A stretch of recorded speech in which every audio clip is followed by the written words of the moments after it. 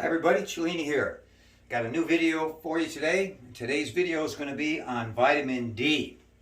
Now, vitamin D has a lot of benefits, but it's really important in affecting your immune system health. Now, right now with what we've been going through with the COVID the last year, our immune system is really important anytime to fight off any illness, disease, virus, bacteria, but especially right now with the COVID, you want to keep that immune system boosted. So this is for now and it's for the lifetime. So all these lessons of vitamin D, take them in at heart and practice them and learn these scientific benefits of vitamin D. Going to improve your health overall. So when we look at vitamin D is actually not a vitamin, it actually acts as a hormone in your body. Now, I want to just list a few things, and doesn't mean you have a poor deficiency, but most people, by the way, in the United States, that look at studies, studies will show you between 42 and even 75% of Americans are highly deficient in vitamin D, and again, which affects your body's health in general. So low vitamin D can lead to very poor health, all different types of disease and illness in the human body. Here's just a list of the key things. So if we have low vitamin D, again, I mentioned poor health in general. It can lead to all types of illness and disease in the body. We've talked in many of my videos on superfoods recently, and all those foods that boost your immune system through gut health. We're finding out now that how important that microbiome, the gut health, is important and related to immune system and health. And in many of those videos, we've outlined how inflammation, the medicine and science has shown nowadays, recently, that inflammatory conditions in the body are responsible for the majority of illnesses and diseases that we get in our body. So obviously we want a very strong immune system, coming back to vitamin D. Now, it can be responsible for low energy. A lot of different things related there that we'll be talking about, and you'll see the correlations and relationships. It can affect your sleep cycles. Poor sleep. Many people are deprived of sleep. You don't get proper rest. Your body rest, recovery, and recuperation is not there. Again, that's going to go right back to the immune system. Resistance can slow, and you're going to be more susceptible to disease and to illness in the body. So immune deficiencies is a big factor there. Osteoporosis. Now, in the past 30, 40, 50, 60 years in society, I always hear, oh, vitamin D, very important for bone health. Yes, it's important, but to me, that's like number 7 on the list. It can lead, if you have low vitamin D, that can affect your accumulation of calcium in the body. I don't want to get into the big science of it. That's what's going to affect your bone health directly. It can lead to osteoporosis. A lot of people have joint pain, arthritis. That can be a symptom of low vitamin D as well, related to those conditions and the calcium. Also, excess calcium in the body can be a problem too. So we want to balance. We've talked about that lately in the system, how important it is to balance the body homeostasis. And that homeostasis, health-wise, is achieved initially through the gut health. And again, we're going to talk about how vitamin D affects that very directly. Another condition, anxiety and depression.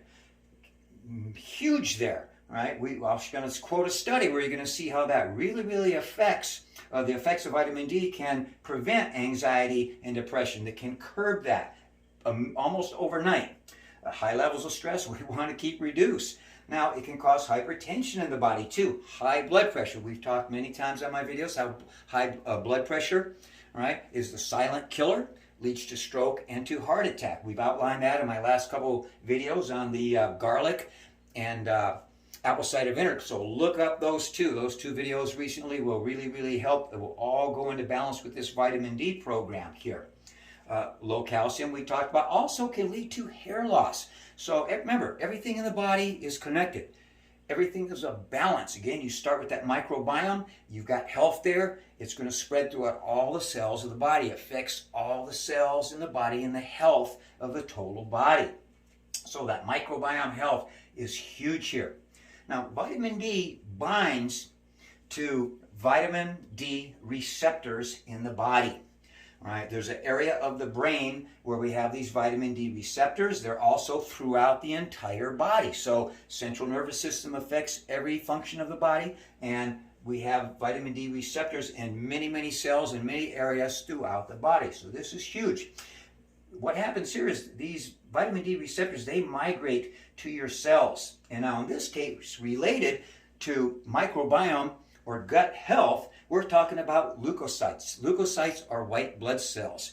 When you have some infections, some foreign bodies, viruses that come in your body, those leukocytes, they're little soldiers. They're going to come and they're going to attack that area of the cell that's holding that. They're going to try to destroy that for you. So these cells stimulate leukocyte activity and it affects your DNA. The DNA generates productivity in the body. So for example, if you're low on leukocytes, right, and you get this system working well, these VDRs are stimulated. What they're going to do is they're going to stimulate that DNA.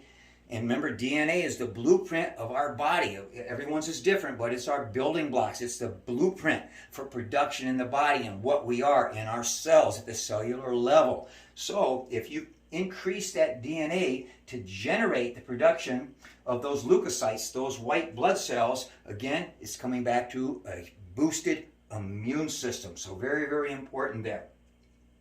Now, I don't want to get too scientific about this, but the vitamin D increases telomeres in your body up to 5 years. Now, what these telomeres do is they protect the DNA. So as we age, the telomeres in our cells, they tend to shorten, or kind of like they're dying off a little bit. So what this process does, again, increases the length or strength or life of those telomeres 5 years. Again, related to leukocytes and every other cell production in your body. Now, benefits of vitamin D overall. Weight loss, coming again back to the VDR and immune system development. Coming back, we talked about microbiome. If it's functioning properly, metabolism is going to be proper, and you're not going to store fat as much, and you are going to burn fat and have more weight loss. So again, that VDR affecting the central nervous system regulates. It hits that area of the brain that regulates blood glucose, blood sugar. Huge. We've talked about that many times, the effects of diabetes, type 2 diabetes. The last 2 videos, we went extensively into that. So if you want a little more science on that, look at those ones on garlic and apple cider vinegar.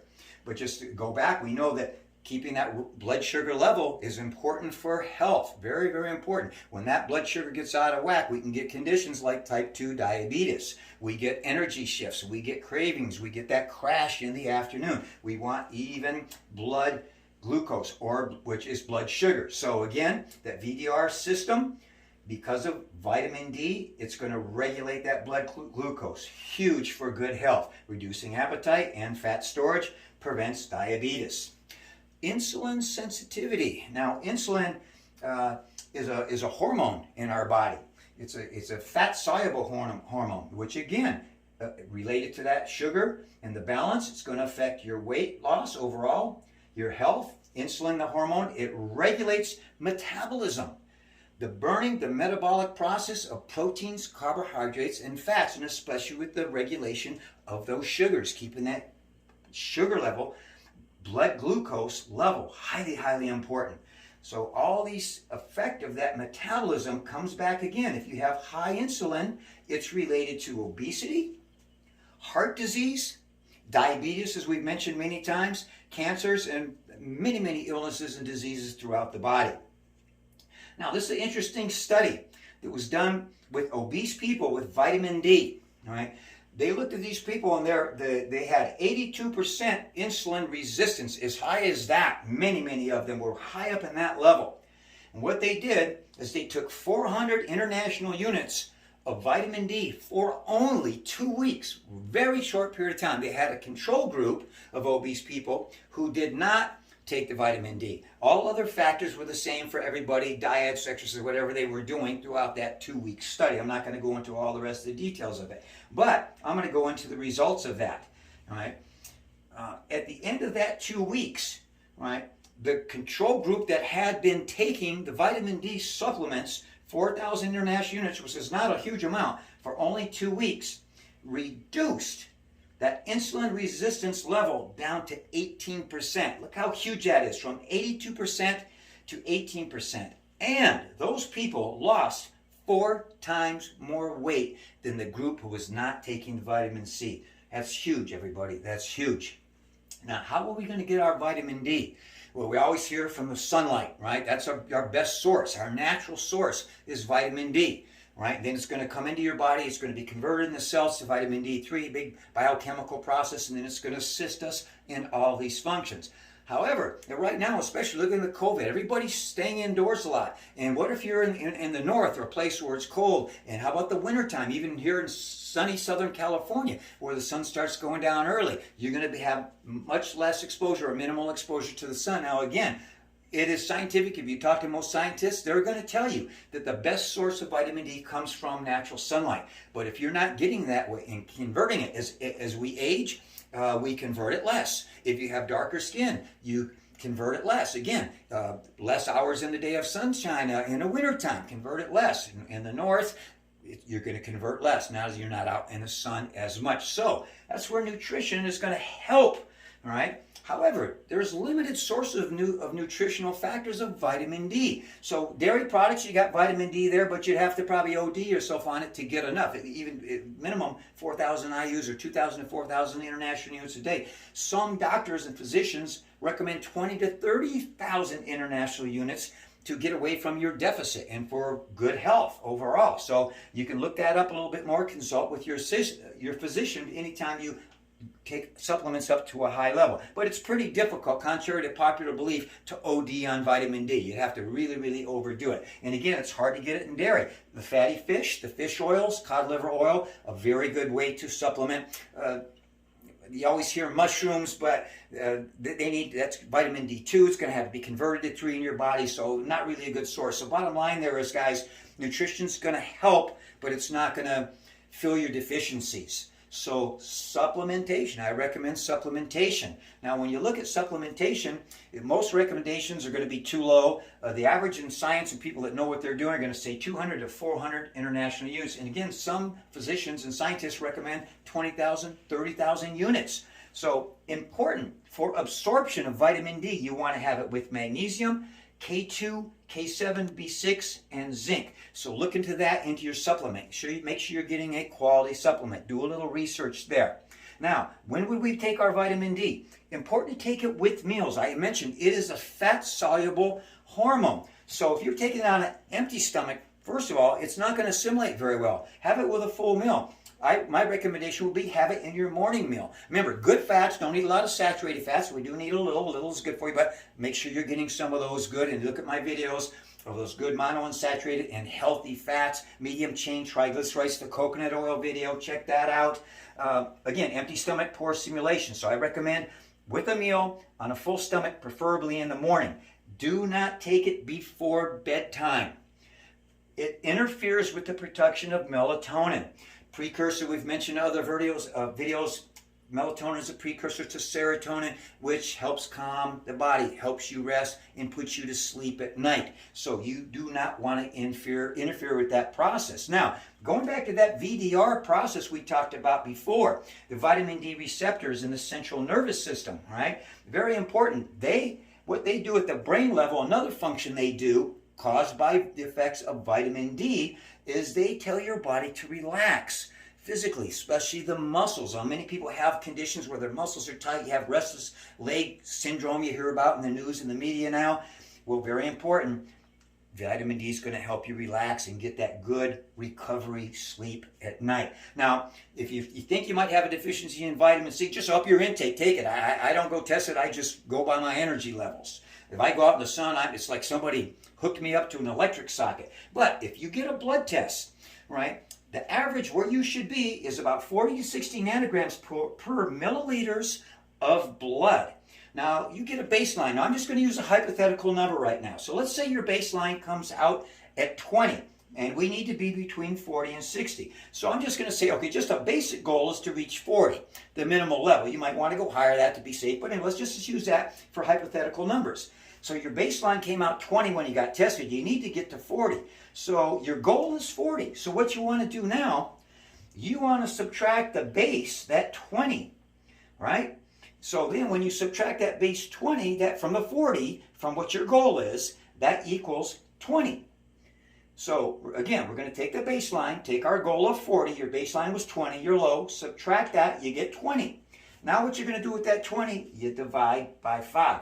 5 into 20 is 4. Now you're going to times that by 1,000. That gives you how many units you're going to need. So in this case, using those hypothetical numbers, you would come out to 4,000 international units per day of vitamin D. Vitamin D, guys, it's huge.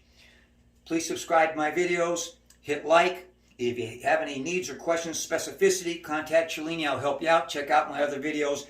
Look at those ones on garlic and apple cider vinegar recently. They really tie in these three together for total immune system and health in your body. Be well, everybody. Vitamin D, go for it. Cellini out. Be well.